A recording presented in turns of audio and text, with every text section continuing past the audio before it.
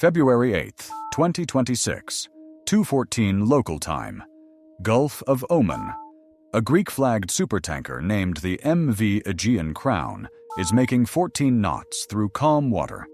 She is carrying 2 million barrels of Saudi crude, approximately $140 million of oil, bound for the Suez Canal and onward to a refinery in Rotterdam. Her crew of 28 Filipino and Greek sailors are asleep, except for 3 men on the bridge watch. The ship is enormous, 330 meters long. Fully loaded, she displaces over 300,000 tons. She is the size of a small city block, and she moves like one. 40 nautical miles to the southeast, the USS Princeton, a Ticonderoga-class guided missile cruiser, is running a surface action patrol as part of Combined Task Force 152. Her AN/SPY-1B radar is scanning the sky in 4 quadrants simultaneously, refreshing every 2 seconds. The Princeton carries 122 vertical launch cells loaded with a mix of SM-2, SM-6, and Tomahawk cruise missiles. She has been in the Gulf of Oman for 11 days. Neither the tanker crew nor the Princeton's commanding officer, Captain James Harwick, knows that in less than 4 minutes, a weapon designed to destroy airfields will come screaming out of the upper atmosphere, aimed at the largest object on the water. I'm your host at Navy Battlefront, where we break down the most critical naval operations shaping global power. Today, we are reconstructing the first confirmed ballistic missile intercept in defense of a civilian vessel. A moment that lasted 3 seconds, cost the United States Navy $12 million, and nearly shut down $80 billion of annual oil trade. Because what Iran attempted on February 8, 2026, was not a provocation. It was not a warning shot.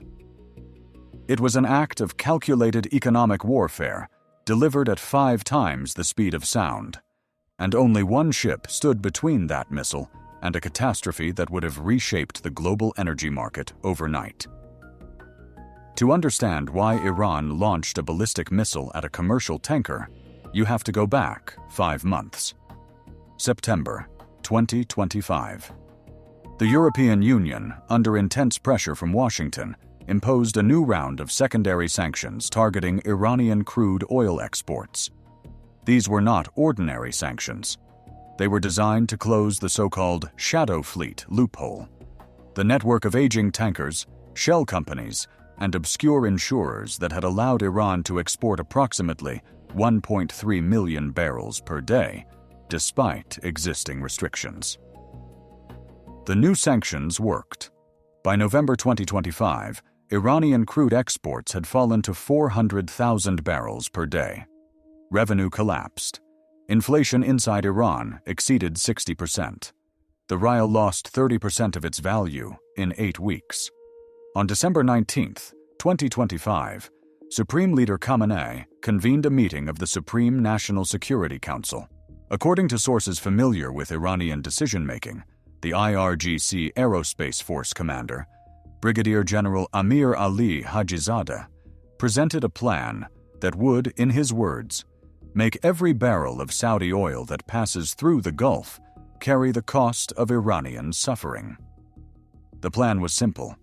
Iran would demonstrate the capability to destroy supertankers using ballistic missiles, not cruise missiles. Those could be shot down by Phalanx CIWS systems or jammed by electronic warfare. Not naval mines. Those were too slow and too easily attributed.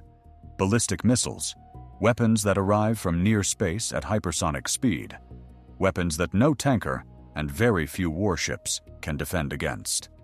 The weapon chosen was the Kheibar Shekan, a medium-range ballistic missile with a maximum range of 1,400 kilometers, solid-fueled, road-mobile.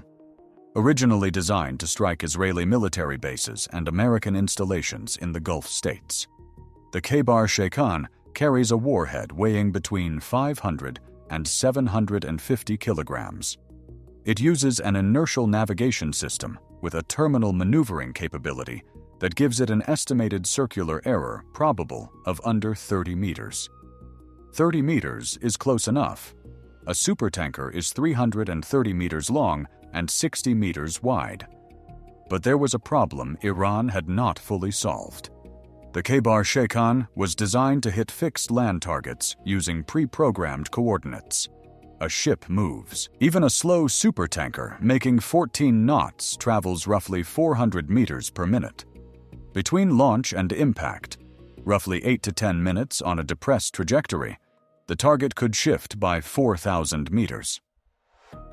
Iranian engineers modified the missile's terminal guidance package.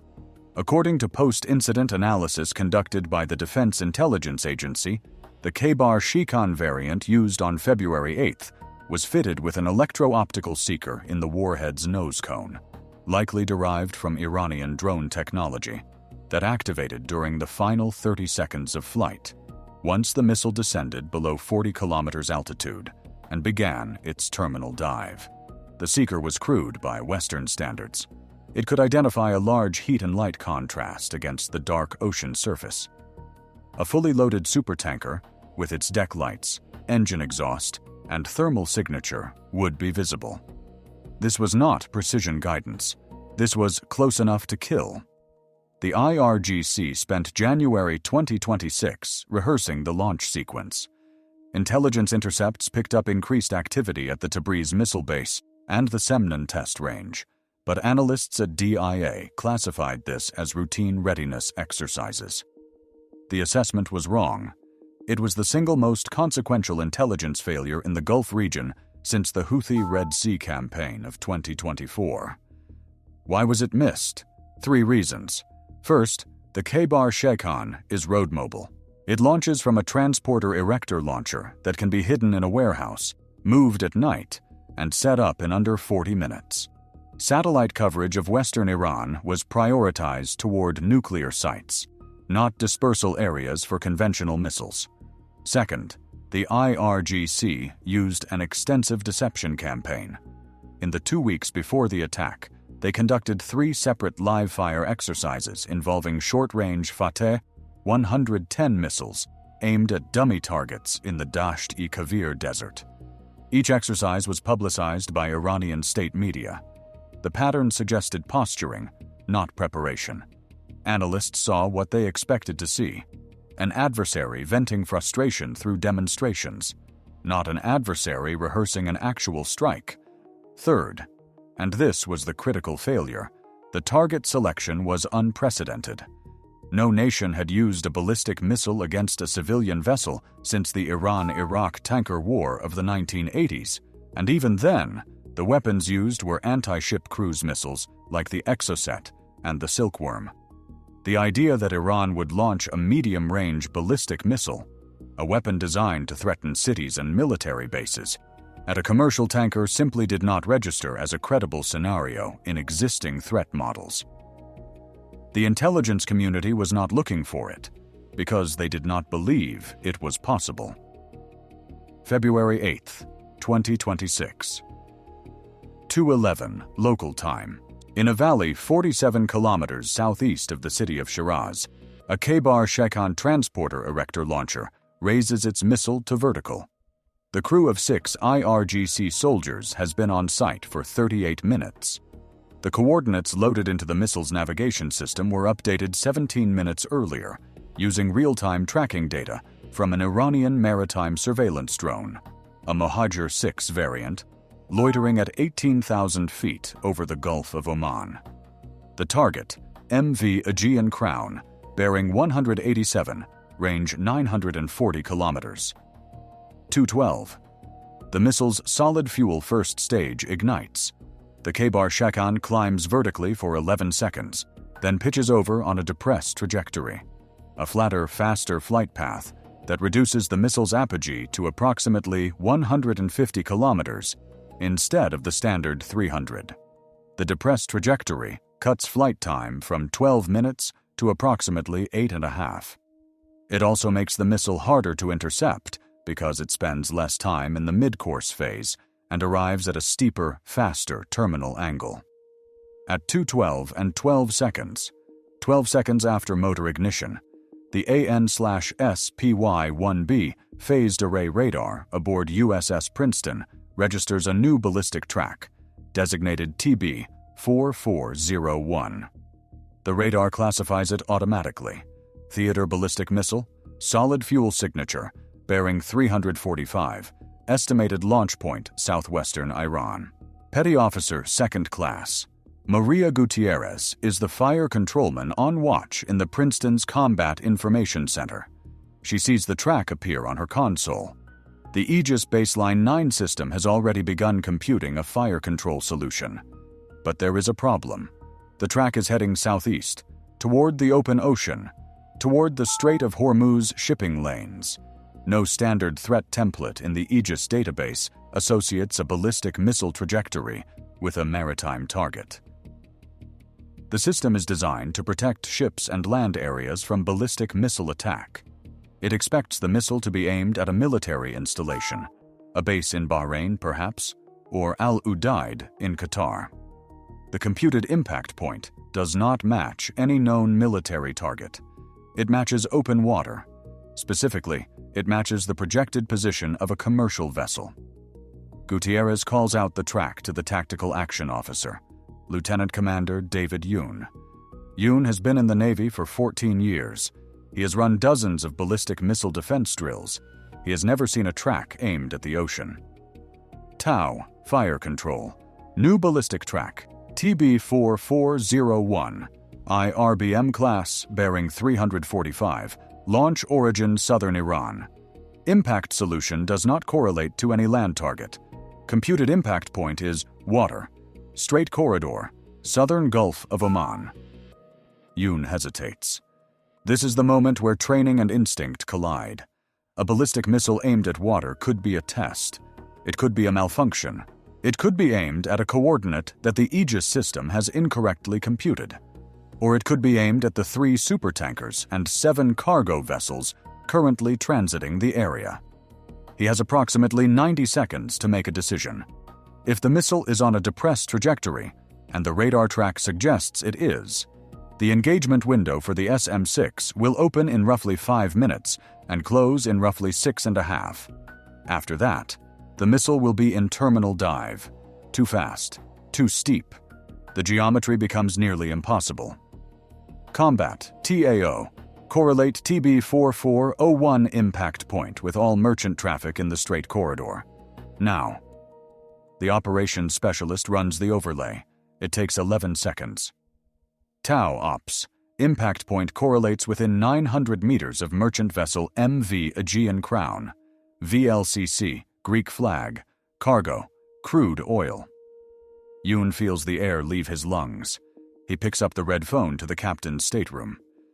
Captain, TOW. We have a ballistic missile inbound to the shipping lanes. Track correlates to a civilian tanker.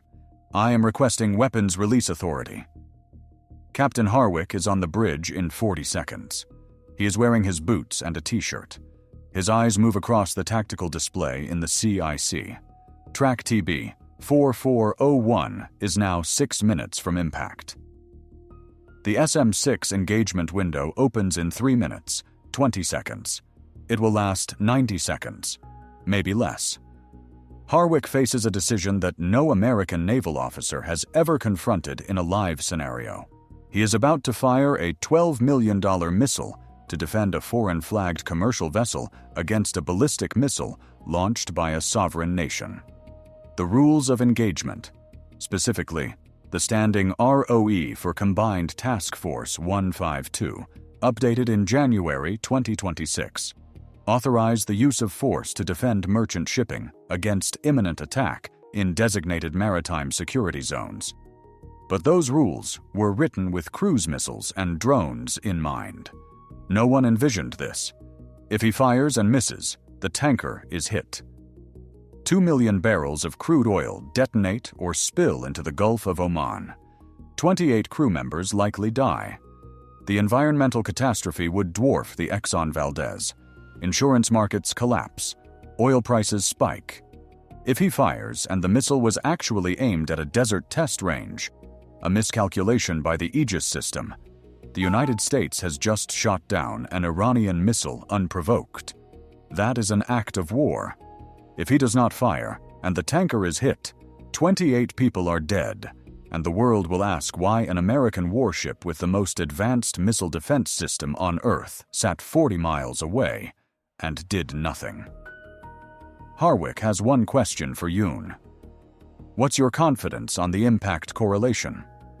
93%, Captain. The track has not deviated. Terminal guidance appears active. This is not a test flight. Harwick makes the call. Weapons free. Engage TB-4401, SM-6, single round. 2:15 and 41 seconds. VLS cell number 67 opens. An RIM-174, standard extended range active missile, the SM-6, erupts from the Princeton's forward launcher on a pillar of white-hot exhaust. The missile weighs 3,300 pounds. It carries a blast fragmentation warhead and an active radar seeker derived from the AIM-120 AMRAAM air-to-air missile. It can engage aircraft, cruise missiles, and ballistic missiles in their terminal phase. It is the most versatile naval interceptor ever deployed, but it has never been used in combat against a medium-range ballistic missile on a depressed trajectory aimed at a moving ship. The SM-6 climbs rapidly, guided initially by the Princeton's SPY-1B radar through the Cooperative Engagement Capability data link. The Aegis system feeds the interceptor continuous updates on TB-4401's position, speed, and trajectory. The Kheibar Shekan is now at 112 kilometers altitude, past apogee, beginning its descent. Its speed is increasing. By the time it reaches 40 kilometers altitude, it will be traveling at approximately Mach 5, roughly 1.7 kilometers per second. The SM-6 must fly an intercept profile that brings it to a point in space where the Kheibar Shekan will be in approximately 90 seconds. The interceptor accelerates to Mach 3.5, climbing on a steep trajectory to meet the incoming warhead during its terminal descent. At 2:17, the Kheibar Shekan passes through 80 kilometers altitude. Its electro-optical terminal seeker activates. Somewhere in the warhead's nose cone, an infrared sensor begins scanning the ocean surface below. The missile is looking for a heat signature. The Aegean Crown, with her massive engine room generating waste heat and her deck illumination, is the brightest object for 50 nautical miles. The missile adjusts. A slight correction. 2 degrees starboard. It has found its target. Aboard the Princeton, the Aegis system registers the trajectory change. The impact point tightens. Confidence level, 97%. The missile is now committed to the Aegean Crown. 2:17 and 19 seconds. The SM-6's own active radar seeker goes live. The interceptor is now 22 kilometers from the computed intercept point and closing at a combined speed, interceptor plus target, of nearly Mach 8. The seeker acquires TB-4401 as a distinct radar return against the cold background of near space.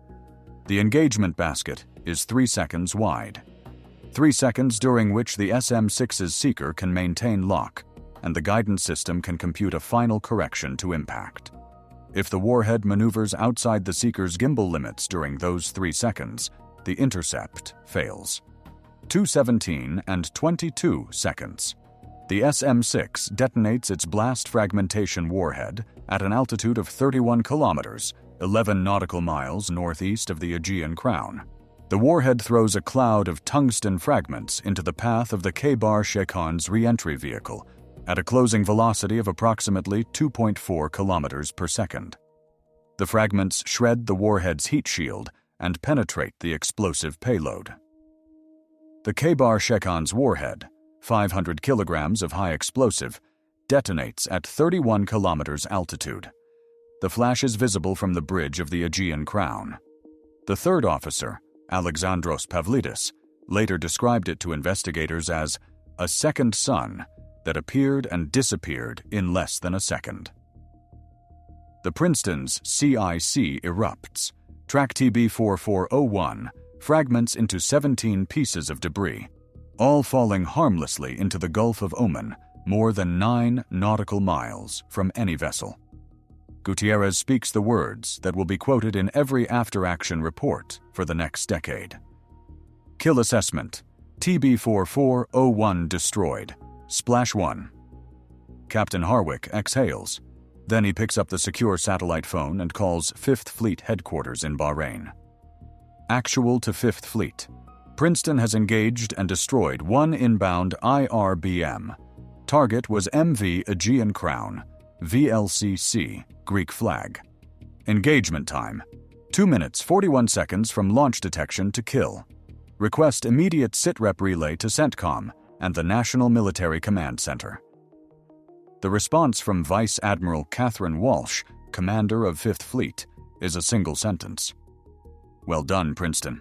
Stand by for flash traffic. Within 15 minutes, every American warship in the Persian Gulf and Gulf of Oman shifts to Threat Condition Bravo. The aircraft carrier USS Dwight D. Eisenhower, operating in the Arabian Sea 300 nautical miles to the south, launches 4 FA-18F Super Hornets, armed with Slammer standoff missiles. Their orders: establish combat air patrol over the Strait of Hormuz. 2 EA-18G Growler electronic warfare aircraft follow, ready to jam Iranian radar and communications. An E-2D Advanced Hawkeye airborne early warning aircraft, already aloft from the Eisenhower, repositions to provide continuous ballistic missile tracking coverage of southern Iran. Its AN/APY-9 radar can detect a ballistic missile launch at ranges exceeding 550 kilometers. At 0248, 36 minutes after the intercept, a second launch is detected from the same region of southern Iran. The Spy-1B aboard the Princeton tracks it immediately. Track TB-4402. The CIC goes cold. Another one. But this track is different. TB-4402 is climbing on a standard ballistic trajectory. High apogee, longer flight time. Its computed impact point is not in the shipping lanes. It is aimed at an empty patch of ocean 160 kilometers south of the Iranian coast. It is a test, or a message, or both. The missile splashes harmlessly into the Arabian Sea at 2:56. No intercept is attempted. The IRGC has just told the world 2 things. First, we can do this again. Second, we chose where the next one lands. If you're tracking this escalation and want to understand what happens when ballistic missiles become anti-ship weapons, subscribe to this channel and hit the bell. Because what comes next changed everything. The Aegean Crown arrives safely in the port of Fujairah, UAE, 11 hours later. Her crew is unaware of exactly how close they came. The third officer who saw the flash is told by his captain that it was a military exercise. The truth reaches the crew 48 hours later when the story breaks internationally. But the real damage is not measured in steel or casualties. It is measured in phone calls. By 10 a.m. London time on February 8th, Lloyd's of London Joint War Committee has convened an emergency session. The committee, which determines war risk insurance premiums for merchant shipping worldwide, faces an unprecedented scenario. A sovereign nation has used a medium-range ballistic missile against a civilian oil tanker. The missile was intercepted, but the capability has been demonstrated. The question before the committee is not whether Iran can do this again. The question is whether any insurance underwriter is willing to bet that the United States Navy will always be in position to stop it. By noon, 4 major marine war risk insurers announced they are suspending coverage for tanker transits through the Gulf of Oman and the Strait of Hormuz. War risk premiums for the remaining willing insurers jump from 0.3% of hull value to 4.7% overnight.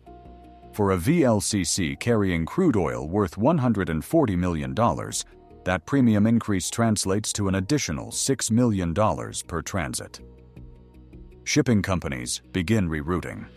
By February 12th, 11 VLCCs that were scheduled to load crude at Ras Tanura, Saudi Arabia's largest oil export terminal, have either delayed or diverted to alternative routes.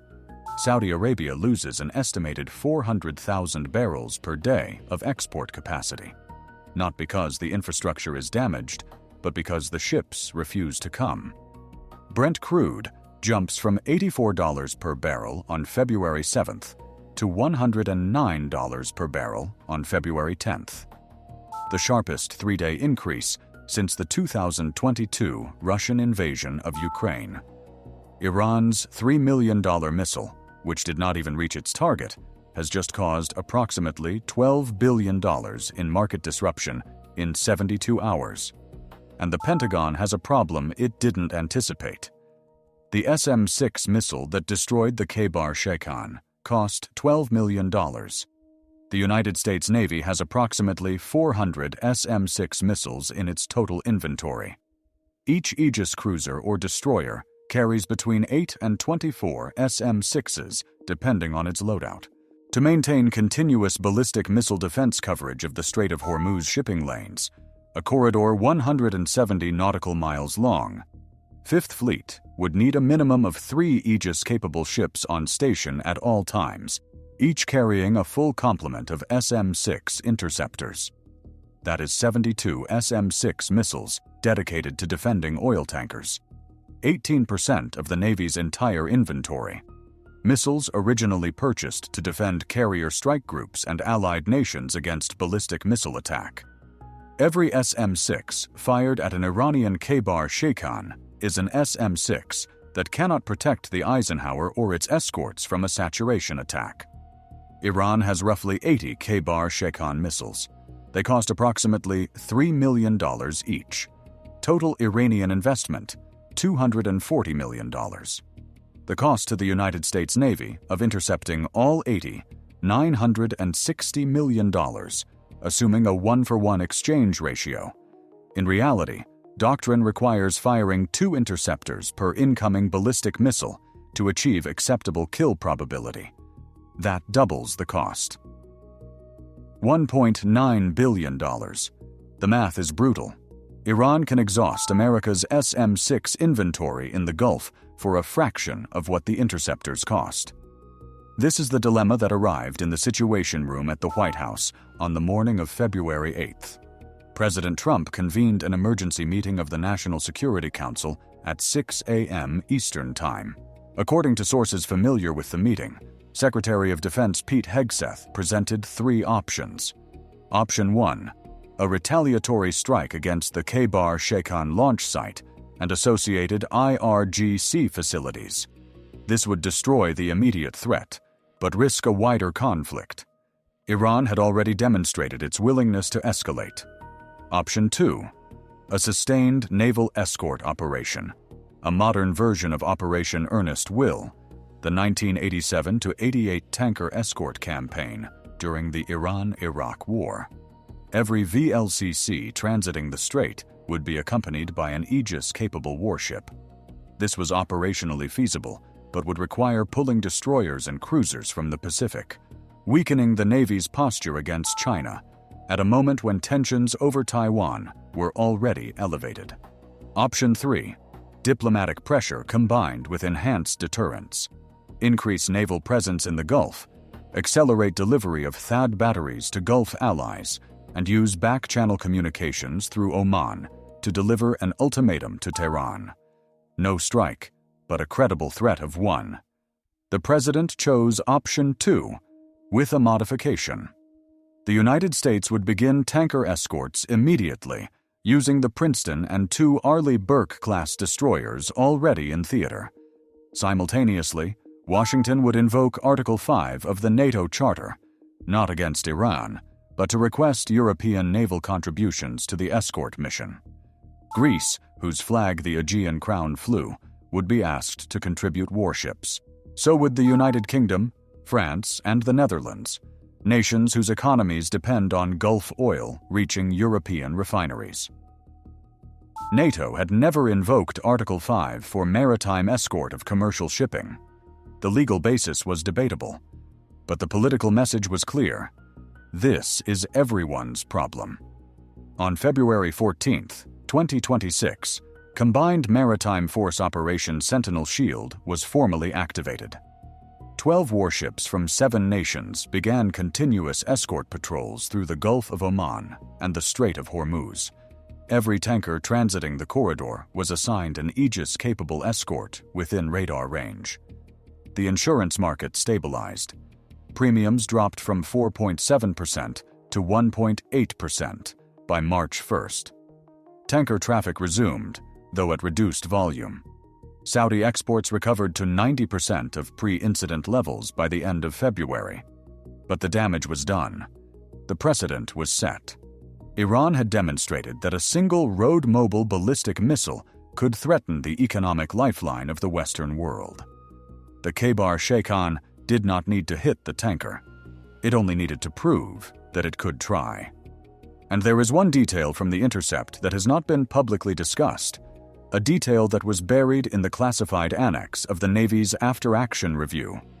The SM-6 that destroyed TB-4401 performed at the absolute outer edge of its design envelope. The intercept occurred at Mach 5 closure speed against a maneuvering re-entry vehicle on a depressed trajectory. Post-engagement data analysis showed that the SM-6's seeker maintained lock for exactly 2.7 seconds before warhead detonation. The engagement basket, the window of time in which a successful kill was geometrically possible, was 3.1 seconds. The margin of success was 0.4 of a second. Had the Kheibar Shekan's terminal maneuver been 2 degrees sharper, had the warhead jinked slightly harder during its final dive, the SM-6 would have missed. The fragments would have passed behind the re-entry vehicle, and 2 million barrels of Saudi crude would have detonated in the Gulf of Oman. Fire Controlman Petty Officer, 2nd Class, Maria Gutierrez, did not know any of this when she initiated the engagement sequence. She did not know that the system she trusted was operating at 97% of its physical limits. She did what her training taught her. She identified the threat, reported it, and pressed the button when authorized. 0.4 of a second. Comment intercept if you think the Princeton's crew made the right call. And subscribe if you want to see how Operation Sentinel Shield is reshaping naval doctrine in real time. The aftermath extends far beyond insurance premiums and oil prices. On February 20th, 2026, the International Maritime Organization convened a special session in London to address the legal status of ballistic missile attacks against civilian shipping. The session produced no binding resolution. China and Russia blocked any language that specifically named Iran.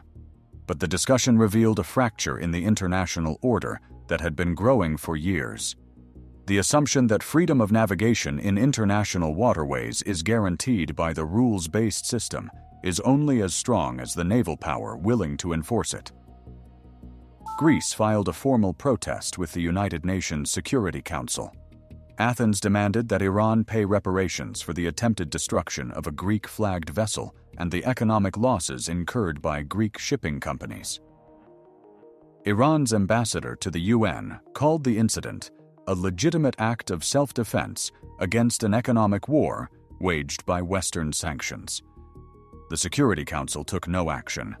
The U.S. Navy quietly accelerated procurement of the SM-6 Block YB, a variant with an improved seeker and expanded engagement envelope specifically designed for the anti-ballistic missile role.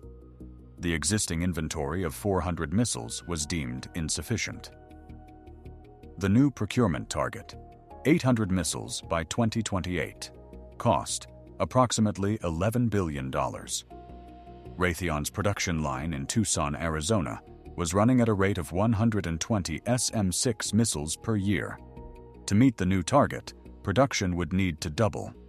The supply chain for the missile's dual-pulse solid-fuel rocket motor, manufactured by a single supplier in Camden, Arkansas, could not scale that fast. The Navy has a missile gap, not in nuclear weapons, in the interceptors needed to defend commercial shipping against $3 million Iranian ballistic missiles. And there is a deeper strategic question that no one in Washington is answering publicly. The Kheibar Shekan that targeted the Aegean Crown was a modified land attack missile with a crude electro-optical seeker bolted onto its warhead. It was not a precision anti-ship weapon. It was a blunt instrument, aimed at the biggest object on the water and steered by an IR sensor designed for drones. But Iran is learning. Every engagement provides data. The fact that the missile's terminal guidance activated successfully, that it acquired the Aegean crown from 40 kilometers altitude and adjusted its trajectory, means the fundamental concept works. The next variant will have a better seeker, better terminal maneuverability, better resistance to jamming and decoys, and Iran is not the only country watching. North Korea has the Hwasong-12 IRBM. China has the DF-21D, already designated as a carrier killer. Russia has the Iskander-M with reported anti-ship capability. The technology to convert a ballistic missile into an anti-ship weapon is not secret. It is a matter of engineering, testing, and will. February 8, 2026 was proof of concept. The next time might be proof of capability. The Princeton returned to Bahrain on March 3, 2026, after 26 continuous days on Sentinel Shield patrol. Her crew was awarded the Navy Unit Commendation. Petty Officer Gutierrez was promoted to Petty Officer First Class. Captain Harwick was nominated for the Legion of Merit. The Aegean Crown completed her transit to Rotterdam on February 27th. She offloaded her crude and entered dry dock for a routine inspection. Her owner, Athens-based Olympia Maritime Group, announced on March 5th that the vessel would not return to the Persian Gulf. The company rerouted its entire VLCC fleet to West African and Brazilian crude sources. 3 other major Greek tanker operators followed suit within a week. The Strait of Hormuz remains open. 21% of the world's daily oil consumption still passes through it. Operation Sentinel Shield continues, with warships from 9 nations now participating. But the calculus has changed. Before February 8th, the threat to Gulf shipping was drones, cruise missiles, and naval mines, threats that could be countered with phalanx close-in weapons systems, chaff, electronic warfare, and mine sweepers. Conventional defenses for conventional threats. After February 8th, the threat includes ballistic missiles arriving from near space at Mach 5 with less than 9 minutes of warning. Defending against that threat requires the most expensive and sophisticated air defense systems in the world. Systems that were designed to protect aircraft carriers and allied capitals, not oil tankers. Iran spent $3 million to prove a point. The United States and its allies will spend billions to answer it. And the 0.4 of a second margin that separated a successful intercept from a catastrophe is not a margin that any navy can rely on twice. The Gulf of Oman is quiet tonight. 14 tankers are making their way through the strait. Each one is tracked by an Aegis radar. Each one is inside the engagement envelope of at least one SM-6 interceptor. And somewhere in southern Iran, in a valley or a warehouse, or a stretch of desert road, a transporter erector launcher sits on its